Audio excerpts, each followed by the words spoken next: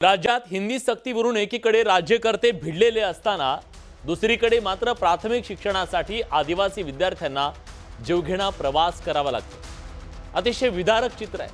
अक्कलकुवा तालुक्यातल्या केलखाडी पाड्यावरच्या विद्यार्थ्यांना शाळेपर्यंत पोहोचण्यासाठी रस्ताच नाही, त्यामुळे डोंगर दऱ्यातून पायपीट करत झाडाच्या पुलावरून होणाऱ्या धोकादायक शिक्षणाच्या प्रवासाचा हा रिपोर्ट महाराष्ट्रातल्या सगळ्यांनी बघणं गरजेचं आहे।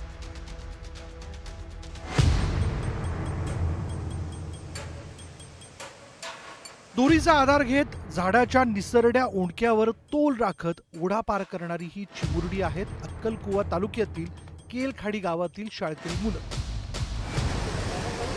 चिमुकल्यांचा हा प्रवास अतिशय धोकादायक आणि तितकाच थरारक देखील।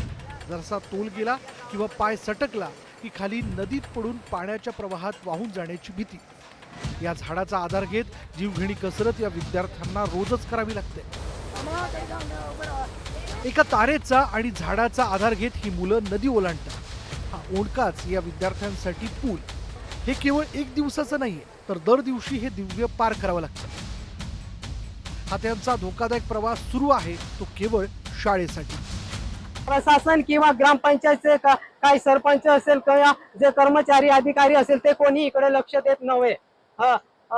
त्याच्यामुळे आम्ही वारंवार प्रस्ताव टाकून सुद्धा काय आम्हाला हे काम सक्सेस होत नाही।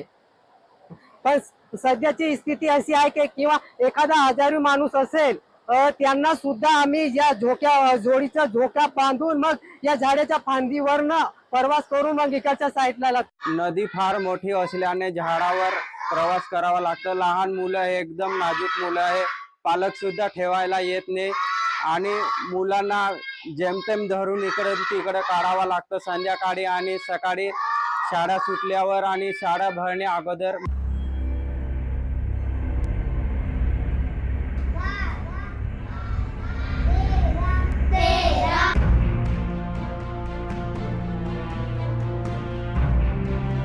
अक्कलकुवा तालुक्यातील केलखाडी गावातील विद्यार्थ्यांना आपली जिल्हा परिषदेची शाळा गाठण्यासाठी 5 ते 6 किलोमीटर डोंगर दऱ्यातून पायपीट करावी लागते।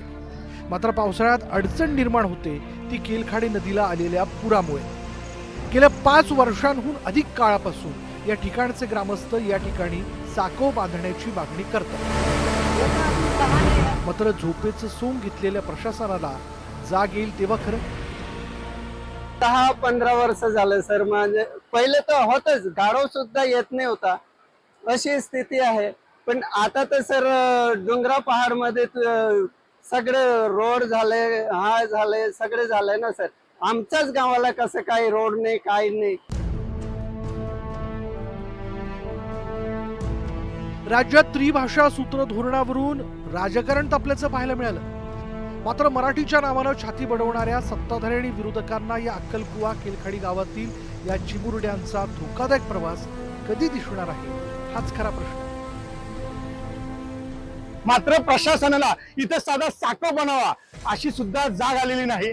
त्यामुळे विद्यार्थ्यांना जीव धोक्यात घेऊनच शिक्षणासाठीचा हा सेतू, शिक्षण सेतू म्हणावा लागेल याला, हा गाठावा लागत आहे। आणि इथे जर दुर्घटना झाली तर याला जबाबदार कोण, हा सारा प्रश्न या केलखेडीच्या लाकडी पुलावरनं, झाडावरचा लाकडी पुलावरनं हा जो शिक्षण सेतू यावरून निर्माण झाला आहे। निलेश पवार, न्यूज 18 लोकमत, केलखेडी, अक्कलकुवा, नंदुरबार।